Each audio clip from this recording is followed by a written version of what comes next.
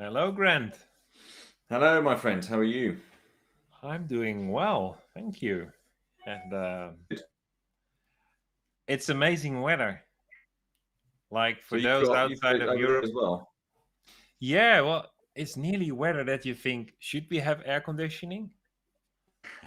Like, well, hopefully our live video stays going well till the end. Like last time, I was interrupted. And thank you for finishing the conversation or the monologue. Like, um, We can yeah, and put that down to adverse weather conditions, can't we? yeah, exactly. And I finished actually the same call, but that's lost in technology somewhere. So, but it's good to take it to have the next conversation. And for Yeah. those that watch us online, live, just join the conversation. Use the options to chat with us through YouTube or the Facebook live posts on the different groups. Yep. It's all about the human connection and interaction that we aim for. And for today, like I was thinking, and we texted a little bit about it. But that video you posted yesterday, that it starts with connection and communication and clear communication and connection, and that really triggered me to talk about more today about connection and the context we live in called relationships. And so I was just wondering, like, how do you look back to that video, and did you have some more insights about how important it is that we really try to connect first before we communicate? Yeah. I've been reading a good book, which is which will form a basis of a mastermind I'll be doing by John Maxwell called "Everyone Communicates, Few Connect." And I think as leaders or as anyone, if we want to advance, if we want to get promotion, not necessarily in the sense of going through a business to the top tier and on the board, Yeah. but promotion with regards to in every area of our lives, promotion in our marriages, so going to the next level, Yes. promotion in our relationships with our friends, taking that to the next level where we're becoming more open and vulnerable. The conversations aren't stilted; they're deeper, but they're still engaging, and we take that to the next level. So it was all about how we can advance and how we can promote in every area of our lives growth and development by connecting and communicating. And it's amazing because whilst I think a lot of people will watch this video in its replay. Very little will probably tune in live because, as a society, as people, we are so fixated on the things that we have to do, and we without realizing it, will turn ourselves off to others, and will turn ourselves off to communicating and staying connected with others because of the world that we live in. And I suppose, especially through lockdown, that has been really magnified and blown up with regards to, well, I'm in my office on my own. I'm not connecting with people. I'm not communicating with people on a face-to-face basis. It's just through email. It's through social media. And I think we've become so used to that. And I think prior to that, culture was leading us to that place of, well, it's all about me. I've got to do what I do. I've got to just focus on me getting to a place or earning enough money or producing business without realizing the strength and the depth in being able to connect and communicate with people. Actually, that will benefit me in the long term without, as we said earlier on, it's not a means to an end, but actually there's a real need to stay connected with people. There's a real need to stay in communication with others. And it really, as I was reading a specific section of that book, hence the reason I posted what I posted on the Pioneers Facebook group, was that actually it struck me the power and the importance of staying connected and building those connections, building those relationships up, genuinely interested, genuinely wanting to develop that relationship with another, rather than actually, this is what I'm starting, this is what I'm building, this is what I want to grow and develop business wise, community initiative, whatever it might be. So therefore I see that you have skills and qualities that I need. So that's the only reason why I'm going to connect with you or communicate with you, because I want what you have.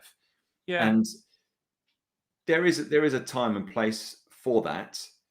But actually, if we want to see the vision of the idea that we have come to fruition, then it's all about, well, look, I've got to start to take the attention off myself and find out about others, and actually be genuinely interested in pursuing what others have, finding out what their needs and wants are, finding out more about them, connecting them on a real level rather than just superficial. And I think that was really, for me, that was really important, because I've got, whilst, and this isn't me bragging, whilst I think I'm a reasonable communicator and how I stay connected with people, and I've learned over the last 10 years or so the art of listening, because if we're coaching people, if we're leading people, we have to learn how to listen, and listen well, and connect not just with our ears, but with our eyes, with our heart, and with everything. So then when someone says something, we can respond with, so you said this and you meant that. And there is an art to be able to do that on a regular basis. And that really starts to grow and develop that relationship and that connection with that person. So, Yeah, yes. you give away a lot of steps immediately. One Oh, of the things, sorry. yeah. So this was it. Thanks, Grant, for the conversation. No, I was just you trigger something at the beginning. You say like people or us in general. Let's include ourselves. Like we tend to actually form an opinion, and don't want to use big word, but we form an opinion based on appearance, but without connecting, which is a bit like only looking at the pictures and then thinking that we know how the food tastes. But in a way, we need to connect. Yeah. We need to taste and see that it's good to have more interaction. Like, I think that's an important thing. Like, we tend to not taste, and by that, not experience that the other person is actually worth to connect with, to exchange ideas with, maybe can even help you to get your needs met, like Yeah. solve your problem. But we tend to do have an opinion based on what we see. As a futurist, this is really strange behavior. Like, and I'm doing it myself as well. Like, I just open books and I know what it is about, which is stupid. I first need probably the experience to find out that there was a different layer in it. And probably if I read the book a few years later, or connect with the same person and have the same conversation a few years later, I learn something new, because my mental grid is developing. So I always see it like it's a big mailbox. I extend the amount of mailboxes. So next time I hear the message, I have a place holder to grab it. So without connecting, I actually use my past experience to judge something new, which I think violates all the rules of innovation, creativity, pioneering, inventions, problem solving. There are, but we tend to do it. And I think we are afraid to connect in a way without actually knowing it. And or maybe other people say, yeah, but I'm too busy. Well, too busy is also rooted somewhere in fear, because you're afraid that you will not have enough time to do the other things. But us being human, and I just want to throw it into it, I think relationship is one of the few things that makes us human. And relationship, like, and we will talk probably many times in the coming months about it, but I learned that it's relationship has a different perspective than before. Like, I tend to believe that it's about relationships. But then I got stuck with the fact that relationships are not the goal. Like, to live my purpose is not to have 10,000 LinkedIn or Facebook friends or 100 real friends. Like, can you imagine having 100 friends around for a birthday party? Would be great, except when you have to pay the bill every year. But that's not the goal. That's not the purpose. But I found out that relationships are also not the tool. They are not the tool for me to live my purpose. So I had to rephrase the first one. I think it is about relationships because it's the context in which I live, uh, move forward and upwards. Like you said, promotion. I love to say promotion is like moving forward and upwards. And I need relationships. So for me, it became like relationships is the context that actually makes me human. And step one is that I connect to other humans, because else there's not much to call a relationship. Mm. But like animals, plants, buildings, they don't live in relationship with each other. Well, we as humans do. And we've noticed through the whole big C, whatever it is, that the first thing that puts pressure on our social emotional state is actually the lack of interaction, connection, and relationships are actually not maintained. They tend to disappear. So let me ask you this question: what would happen if you were unable to relate? What would be the effects of you or I not being able to relate with someone? What would happen to us? Well, just for me personally, like, I love to spend time alone.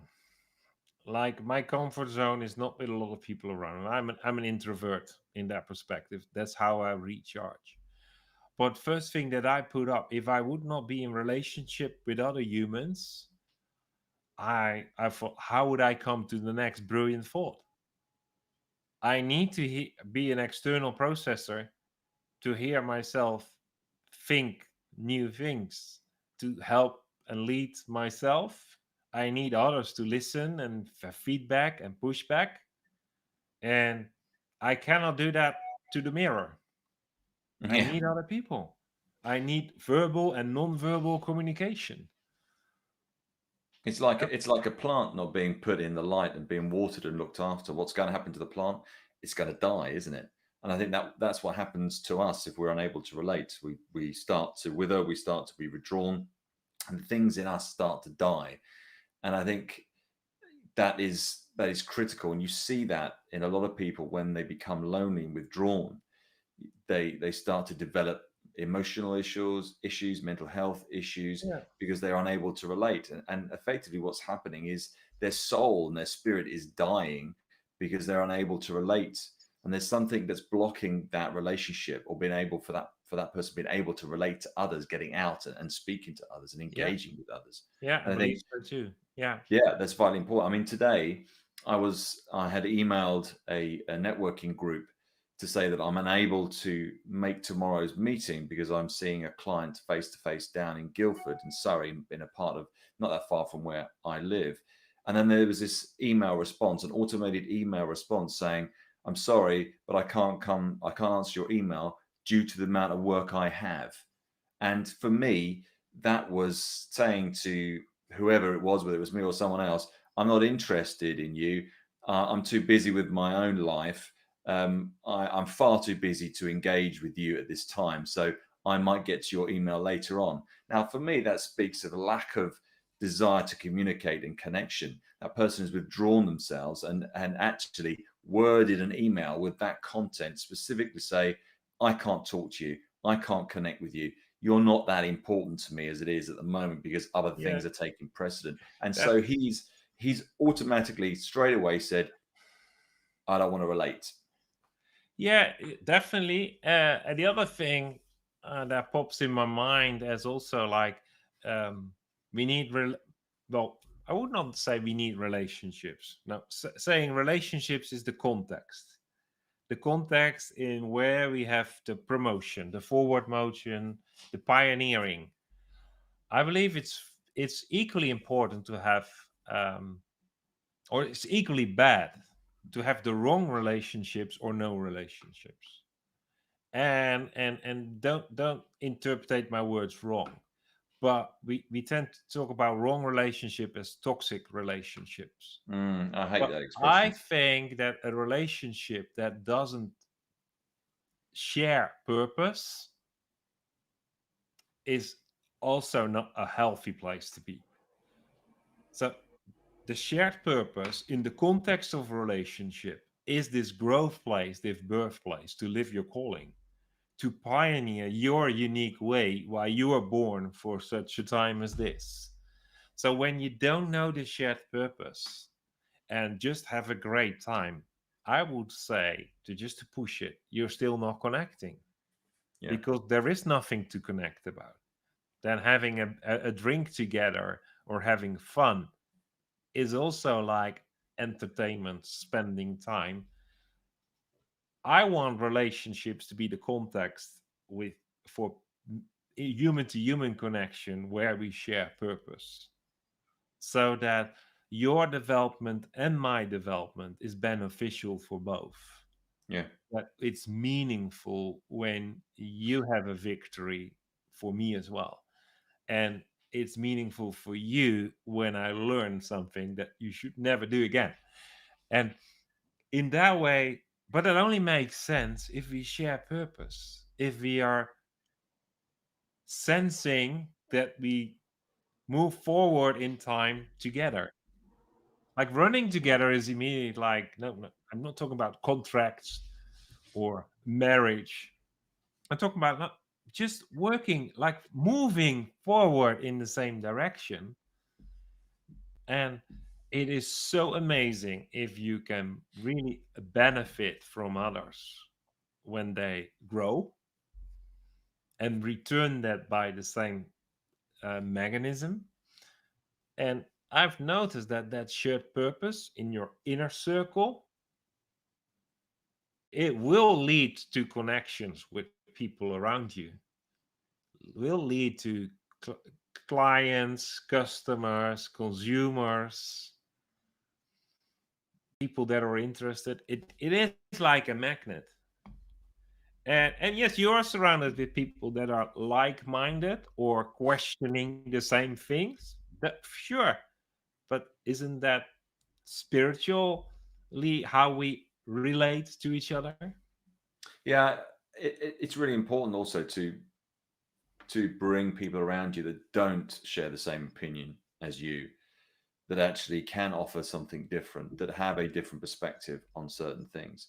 Because I think that's important for us to become open minded, to grow and develop as individuals. And also, others will have specific ways of doing things, ideals. They will have solutions to problems that we won't have because of a fixed mindset that we may bring into that. And a shared purpose. For example, let's take a local church context whereby there is a shared purpose, but there are a multitude of people coming together with different agendas, different ideas, different ways of doing things, and that provides the color that we need to enable a community, a church, to reach out and answer its felt needs of those around us, because you're made up of different talents, different skills, different abilities, and bringing that together and having that mix of opinion, a mix of wanting to do things in a different way, but maintaining that shared purpose develops you as an individual. You become more grounded and Yep. rounded. We become more um, able to deal with confrontation and adversity because we're up against challenges and a difference of opinion all the time. It makes us a more interesting individual and Yeah. someone Yeah. that people will want to do life with. Yeah. I fully build on that. Like, um, being with people that share purpose is definitely not people that have to share the same perspective. Now, shared purpose is that we tend to go the same direction. But there's one thing that I really want to focus on or underline in this perspective. A shared purpose is not the purpose of a collective. A shared purpose is not a purpose of we. I think a shared purpose is the accumulation, the sum of individual purposes. So I tend to be always in leadership development and coaching. I say when an organization has a purpose, be careful, because then the organization looks for people they want to serve in that purpose. Now, a shared purpose is that we are together because our individual purpose is served in being together. So your individual purpose and my individual purpose, they are actually complementary, which makes it a shared purpose. But your purpose is fulfilled and my purpose is fulfilled by being connected. And that is such an essential thing when we believe it's about people. Like we tend to say, love your neighbor as yourself. Let's underline that one. Love yourself as your neighbor. Like, feels already different. But it means it's the neighbor and myself. It's not about us, organization XYZ. Like the moment organization XYZ has a purpose, then I have to submit, serve, and ultimately sacrifice my own purpose for the greater good. And I call that a definition, whatever the organization is, of religion, because I start serving the system. And I think that's why it's so important that shared purpose is clearly understand. My personal purpose is a natural fit. I bring color to the table with my unique perspective, my unique values, my unique understanding. It just gives a colorful picture. And we run together as long as it serves purpose. It was funny. I was out in the garden having lunch, and I was observing the bees that were flying around this particular bush that I had, and it was There was no one flying around your lunch. No, they weren't, but they were honeybees, and they were flying around lavender. And I stopped to think about communication and connecting. Now, I was watching, there were two bees on this specific bush, and one bee was systematically going around each head of the flower, extracting the pollen. It would then fly off to the next flower. In would come another bee and do the exact same thing to the exact same flowers, trying to extract what's already been extracted. Now, there's no communication. These bees aren't connected. They share a purpose, but they're serving the system, and that system is producing honey that people come and eradicate and take away. If you go and open a hive, there are thousands of bees literally milling around, all doing their things, crossing over each other, moving through. There's no communication or connection. There's no relationship. Now, as human beings, we can be very much like that. We can go out, we can feed on something. Someone else can come and do exactly the same thing and not get anything from that. We see that in business. We see that in organizations. People will come in, do things. It will be replicated without any means to an end, just because it's habit, just because it's a procedure that people go through without any relationship. People will cross over each other, talk badly about each other. There's no communication. People are going in different directions, and just to serve a system. And I think once we break that, once we discover that actually, let's stop serving the system and actually consider what we do and how we relate to each other. And if those relationships start to grow and development of connectivity starts to develop, we won't be crossing over. We won't be doing someone else's job. We won't be irritating someone because they've done some of that already, and we're going to repeat that because that's all I know. And I think once we can start to adapt and develop that and watch what people are doing, and I think if these bees actually stopped and said, have you just done that? Yeah, well, I'm going to move on to the next one. There's that connection, that relationships start to grow already. And as human beings, we need to adopt a principle, as we've said, about relating, about considering others, finding out what they've done, what they need, what they're doing, and rather than going about our own selfish ways and doing the things that we feel are going to, I suppose, bring a result in some way, other than something Yeah, that's going to benefit. it is. It's interesting because it's one end we are not like the bees, serfs in a system or slaves. Like we tend to say, we don't have slaves anymore in our local context, but our behavior when we do it in a system like the bees, and we serve for the greater good, and it's good what we do, then we are still serfs, and then the only difference is that we are rewarded. Mm. And but what makes us human is that relationship, and based on that relationship we can connect with each other, exchange information, exchange value with each other, and grow. And individual growth is allowed, Yeah. because in those systems individual growth is always slowed down for the system, or by leadership being the ceiling. uh, and like with the email, if there was a relationship between you and the receiver of the email, then that relationship would mean that both have a awareness of what the other is doing, where the other one is going, what the other one needs. The reaction you got is, you're violating, you're a threat of the system, I don't have time for this. Yep. Because probably if you had the message about, I want to do a huge donation, you would not get the auto reply. Like, it is that perspective. And one of the comments I get, and I'm sorry that the system doesn't show your name, but yeah, the first one is amazing. They love our discussion. Oh, good. Yeah, it's amazing, and it's definitely what it brings language to what I feel about community. Yeah, the first one is amazing. And the other one I see here, other comment is, there's room for everyone to be themselves and need each other to be our fullest, truest self. And I think that's absolutely this edge between not being selfish and not doing self-sacrifice. Yeah. Because I think being selfish is what we are really afraid of, but we nearly worship self-sacrifice.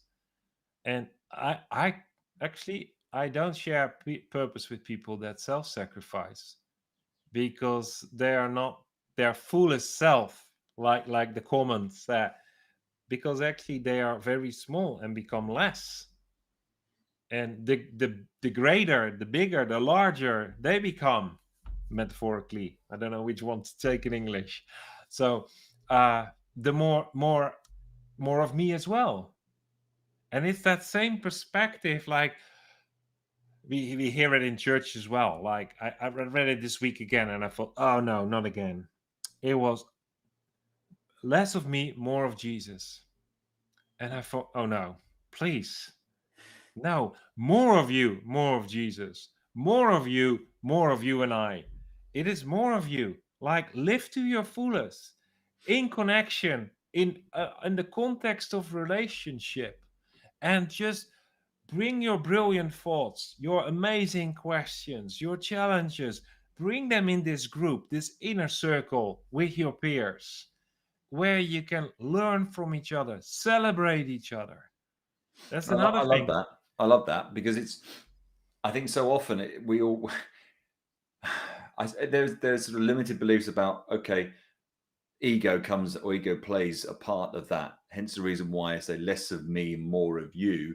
And actually, you're right. It's changing that to say, actually, look, we're empowered to be kings. We're empowered to be, queens and heads of state and people of influence. Now, actually, as and we're not talking ego here. We're talking about stepping up and releasing our talents and our skills and our gifting into the environments and the arenas that we are being propelled into. And actually, we need to become powerful people. And I think Mark and Julie were talking about this at the weekend about powerful people, not from a sense of exacting sort of your energy and your strength, but actually knowing who we are and what we carry, going on and making a difference and impacting that around us. And I think if you have that limited mindset or limited, opinion of yourself, then you're going to be, not effective as much as you could be if you walked into that room thinking, do you know what? I'm going to change the atmosphere for good. This isn't an ego thing. This isn't, self, adulating. This is just who I am. I'm walking into that room knowing who I am, knowing my presence. And that becomes relatable because you mentioned the word magnet. We become a magnet for good. We become a magnet for the right reasons. We become attractive and we attract people to us.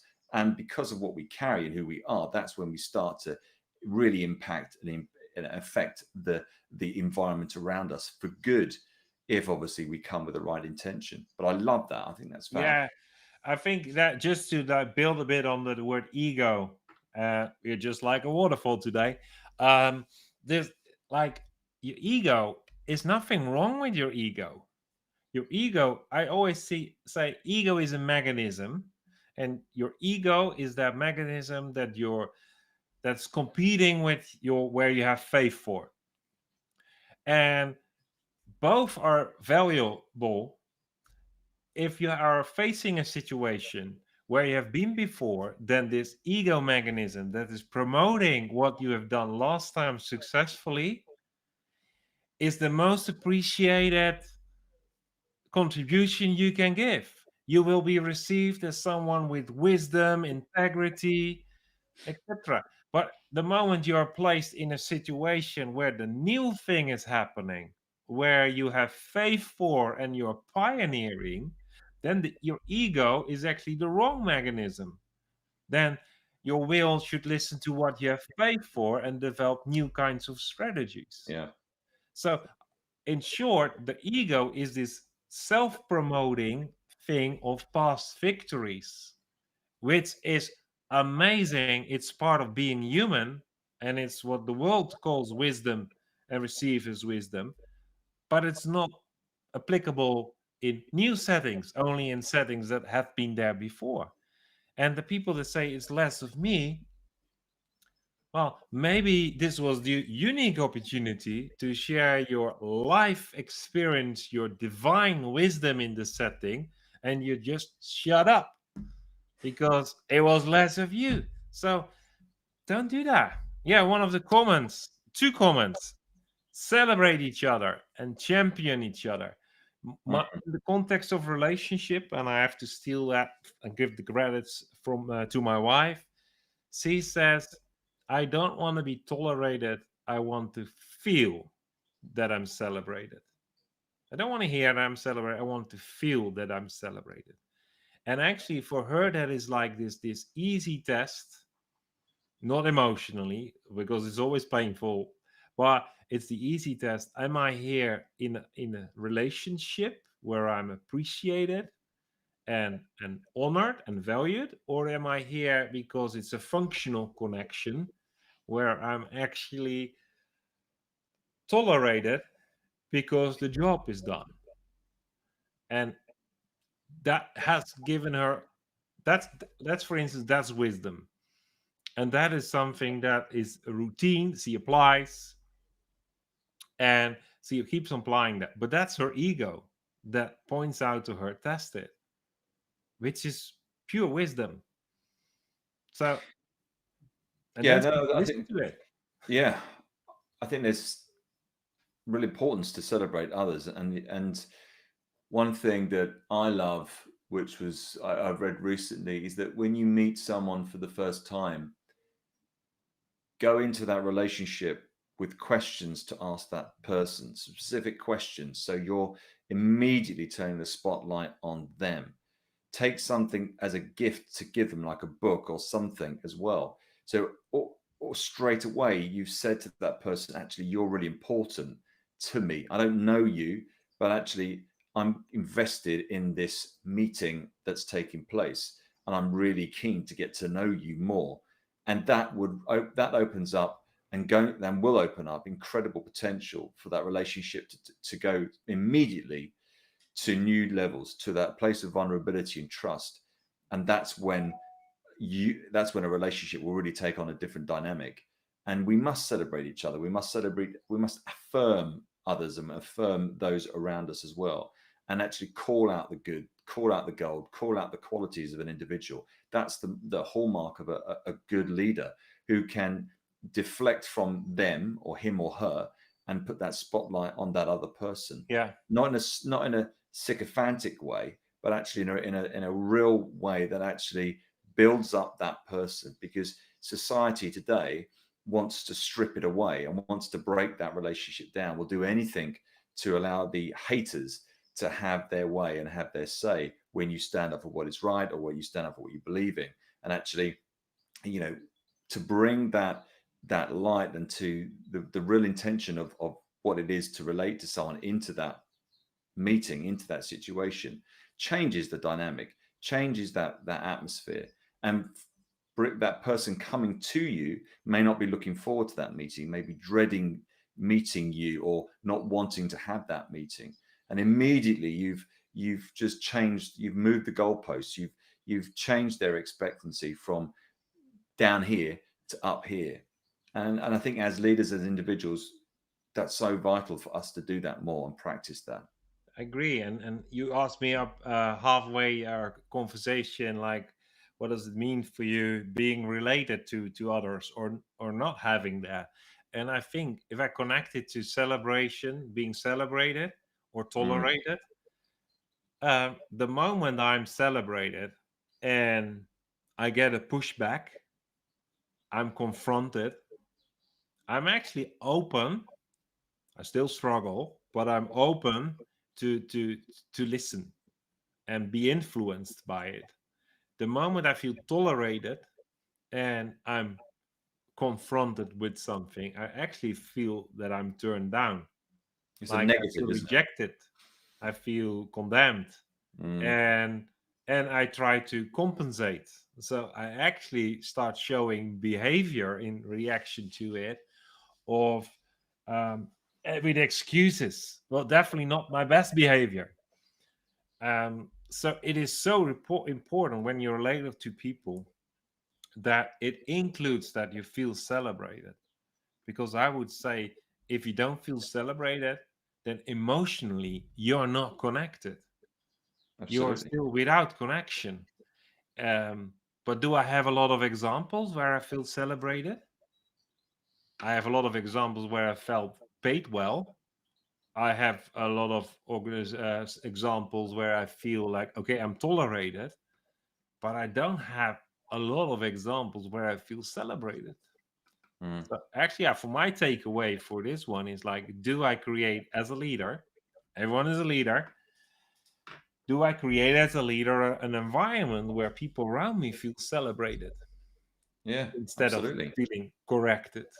And I probably have to have some conversations with my children tonight to just correct my behavior, not them. Because actually it's quite hard. It's not modeled a lot around me, and which means I have to be very intentional to start modeling it around myself, be the modeler in it, be the leader in this one, because it's really important. Yeah, I think there's a great example of as a parent, and I think doing things without wanting anything back. So we're talking about I'm not talking about serving in this context. We're talking about making others feel valued and important. So we do things for them in that light. So whilst some people say, well, actually, by doing things for your children and not allowing them to do things for themselves, you're taking their power away. You're not making them a powerful person. But actually, Yeah. if you flip that and say, do you know what? I do these things without anything back, anything in return. And actually, last night, whilst I do a lot of stuff here because that's where I'm based at home, and I wouldn't expect others to do things if I'm not around. I will do the things because I value them and I want to show them how much I celebrate and love them. last night, my son, I heard some clattering in the kitchen. He just did the cleaning up, wiped the sides down, emptied the dishwasher, stacked it, cleaned the whole kitchen without me asking him. Well, for me, that was a significant time of him saying, Dad, I'm celebrating what you do. I'm celebrating all that you do for me by actually doing the thing that you would have done at 9 o'clock at night Good when you're one. tired. That's You know, that's celebrating other people. And so often we want that the words of affirmation and confirmation to come as a way of celebrating, but acts are sometimes more powerful because it means that that person, that individual, has registered the fact of what you do for them. And so they're going to celebrate you in a way that is acting that out, and it's costing them. That's all about the cost. I think when we celebrate others, it's what's going to cost us. I think you just bridged something for another conversation, because this is like easy. Like, if you're connected to people and you want to celebrate them, you need to also to know their love language. For Absolutely. some, it's affirmation. For some, it's an act of kindness. For other people, is the gift. And it's the same with our children. Like, we have to know their love languages to actually help them grow. Mm. And I think this is a good moment to just close our conversation. Um, and I get some really nice comments, Les. Like someone, thank you for confessing that you're also working on correcting this in your own family. Not to be confused, correcting your family. No, we need to correct ourselves and bring this celebration, be part of it. And generosity is important, and which is actually what I say, like generosity, the love languages, like just be abundant in those areas. And and the other thing that I really I want to emphasize on for closure, like next week, no, next month, we continue this conversation, Grant and I. Next week I will speak with Bench the Innovator, and which will be also interesting to go into the direction of what's the difference between exploration and discovery of the future. But just in general, and that's why we have the Tigger, we just invite you to connect with us. Yeah. Maybe make use of the free trial, uh, because surround you with a group of people that celebrate you and help you to develop the language that is so important for you to lead the way for yourself. So put yourself in a group of peers that, as a leader, gives you a safe place for personal development, like love yourself as your neighbor, personal development.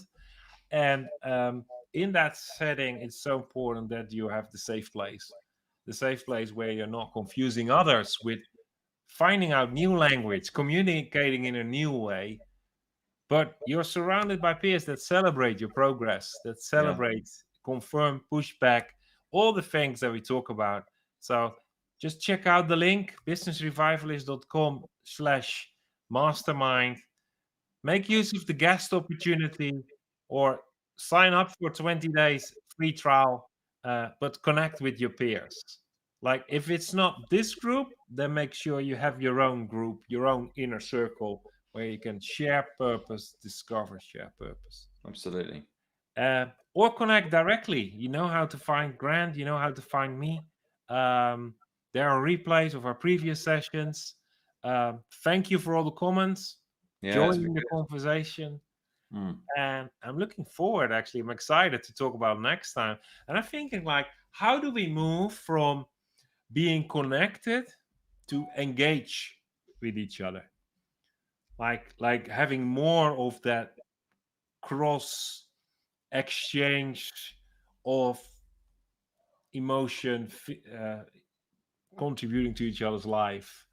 And so maybe that's a good topic for next time. Yeah. What's the next stage in developing that process? Yeah. Yeah. Absolutely. So thank you for everyone for joining us. For those Yeah. who watch the Fantastic. replay, still drop in your comments. We love to connect with you and reply to those comments. And we'll have a great the rest of the day. Thanks, Cheers, mate. man. Been great. Good to see you.